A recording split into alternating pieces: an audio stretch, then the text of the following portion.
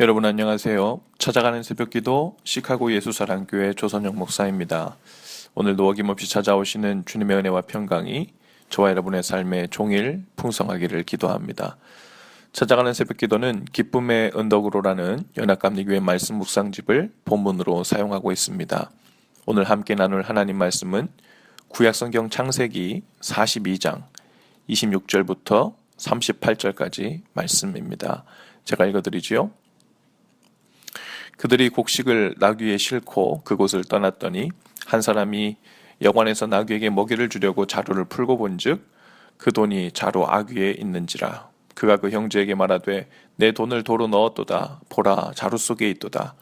이에 그들이 혼이 나서 떨며 서로 돌아보며 말하되 하나님이 어찌하여 이런 일을 우리에게 행하셨는가 하고, 그들이 가나안 땅에 돌아와 그들의 아버지 야곱에게 이르러 그들이 당한 일을 자세히 알리어 아뢰되, 그 땅의 주인인 그 사람이 엄하게 우리에게 말씀하고 우리를 그 땅에 대한 정탐꾼으로 여기기로, 우리가 그에게 이르되 우리는 확실한 자들이요 정탐꾼이 아니니이다.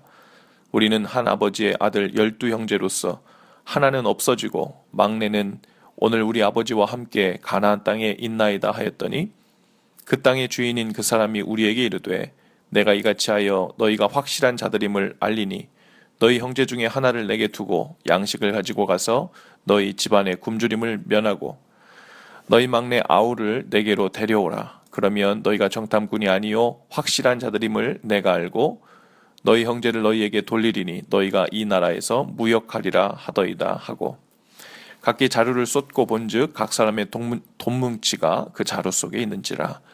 그들과 그들의 아버지가 돈뭉치를 보고 다 두려워하더니 그들의 아버지 야곱이 그들에게 이르되 너희가 나에게 내 자식들을 잃게 하도다. 요셉도 없어졌고 시므온도 없어졌거늘 베냐민을 또 빼앗아가고자 하니 이는 다 나를 해롭게 함이로다. 르우벤이 그의 아버지에게 말하여 이르되 내가 그를 아버지께로 데리고 오지 아니하거든 내 두 아들을 죽이소서. 그를 내 손에 맡기소서. 내가 그를 아버지께로 데리고 돌아오리이다.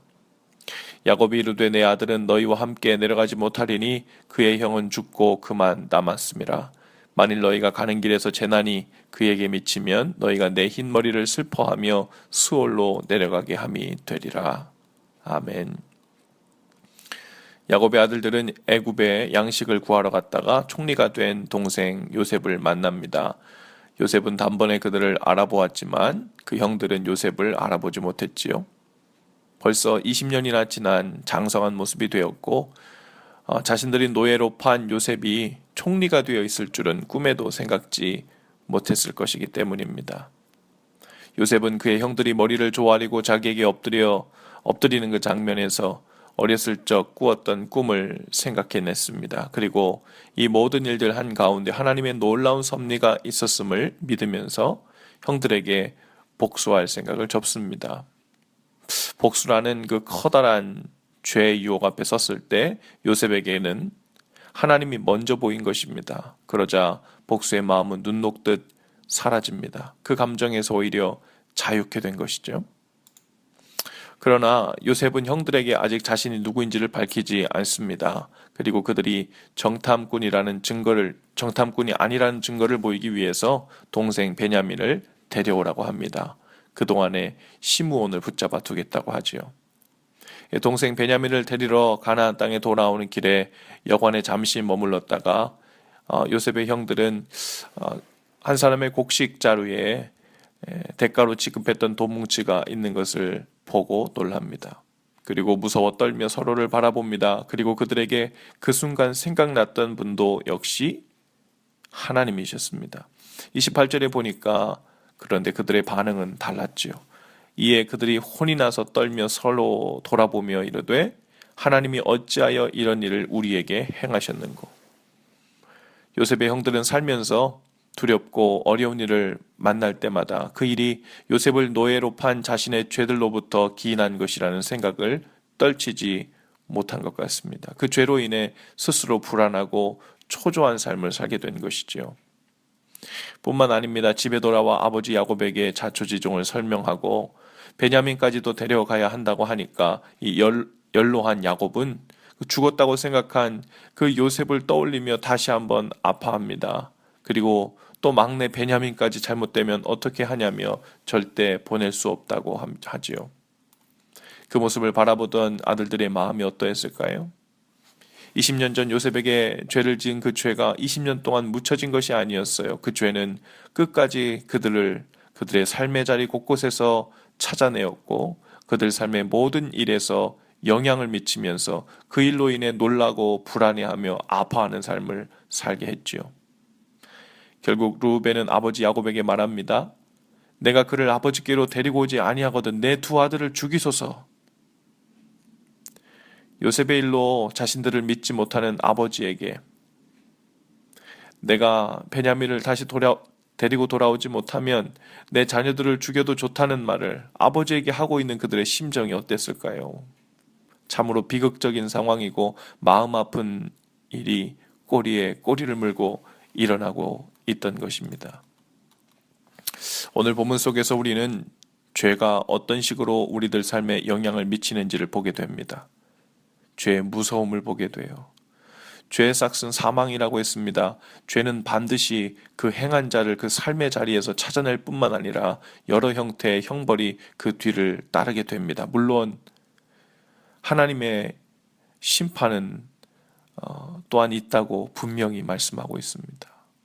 그 죄는 두고두고 삶의 모든 영역에 뿌리를 내려 우리의 삶을 구체적으로 망가뜨려요. 건강한 관계도 이룰 수 없게 만들지요. 그러니 작은 죄라도 가볍게 여기서는 안 됩니다. 세월이 지나면 자연히 잊혀지겠지 생각하면 안 됩니다. 나만 알고 아무도 모르는 죄니 큰 문제가 되지 않겠지 하고 생각하면 오산입니다. 가장 큰 문제는 그 죄를 지은 나 자신이 그 사실을 알고 있다는 거예요. 내가 죄 지은 사실을 알고 있으니 그로 인해 자연스럽게 찾아오는 죄책감과 두려움, 시시각각 삶의 모든 어려움과 두려운 일들과 맞물려 생각나게 하는 그 죄책감을 누가 막을 길이 없는 거예요. 스스로 그 죄의 노예가 되어 살게 되는 것입니다. 그 죄 가운데 있다가 하나님이 생각나면 하나님이 무서워집니다. 하나님을 두렵고 무서운 하나님으로 만나게 되는 거예요. 그러나 회개하고 돌이켜 의로움 가운데 있다가 하나님이 생각나면 복수할 마음도 사라지듯 우리에게 평안과 소망의 일들이 이어집니다.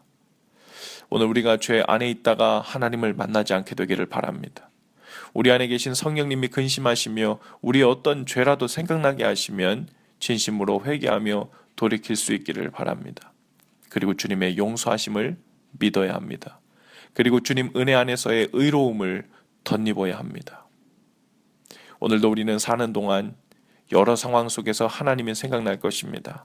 하나님의 손길이 보일 것입니다. 바라기는 십자가의 죄사함의 능력을 믿고 돌이켜 의로움 가운데서 하나님을 만나고 하나님이 생각날 수 있기를 바랍니다. 하나님이 생각났을 때 사망의 일이 아니라 생명의 일들이 우리 가운데서 일어나고 반응될 수 있기를 바랍니다. 얼마 되지 않는 설거지라고 싱크대 안에 며칠을 방치해두면 곧 그로 인해 심한 악취가 나고 벌레들이 끼는 법입니다. 죄도 마찬가지예요. 작은 죄들을 하나님 앞에서 회개하고 그때그때 해결받지 않으면 그 작은 죄들로 인해 더욱 큰 죄들이 삶을 비집고 들어와 자리를 잡게 됩니다. 그 후엔 악취가 나고 벌레가 득실거리는 죄의 삶을 정리하기가 더더욱 어렵게 되죠. 그 악취와 벌레로 인해 우리 자신은 물론이고 우리 주위에 사랑하는 사람들의 삶까지 고통을 당하게 됩니다. 매일매일 손과 발을 씻어내듯이 마음에 남은 죄들을 주님 앞에 진지하게 가지고 나가 고백하고 회개하며 다시는 그 죄의 길로 다니지 않기를 위해 기도하실 수 있기를 바랍니다. 오늘도 평안과 의로움의 마음을 가진 상태에서 하나님의 음성을 듣고 하나님이 생각나실 수 있기를 바랍니다. 기도하십시다. 주님, 오늘도 죄의 길에 서 있다가 주님을 만나지 않게 하시고 의로움의 길에 서 있다가 주님을 만나게 하옵소서.